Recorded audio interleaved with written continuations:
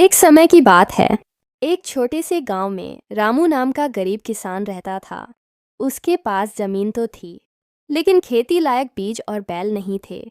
वह रोज भगवान से प्रार्थना करता था, हे प्रभु, मुझे भी कुछ ऐसा दो जिससे मैं अपने परिवार का पेट भर सकूं। एक दिन जब वह जंगल में लकड़ियां काटने गया, तो उसे एक सुंदर सफेद गाय मिली। गाय ने मनुष्य की भाषा में कहा, रामू, मुझे भूख लगी है। अगर तुम मुझे रोज घास खिलाओगे और मेरा ध्यान रखोगे, तो मैं तुम्हारी मदद करूंगी। रामू चकित था, लेकिन उसने खुशी खुशी गाय की बात मान ली।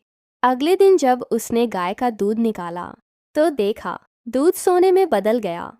रामू की आंखें चमक उठीं। अब वह रोज गाय की सेवा करता और उतना ही दूध निकालता जितनी जरूरत होती। धीरे धीरे उसका घर भर गया।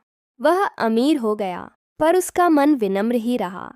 लेकिन गांव का एक लालची पड़ोसी यह सब देखकर ईर्ष्या करने लगा।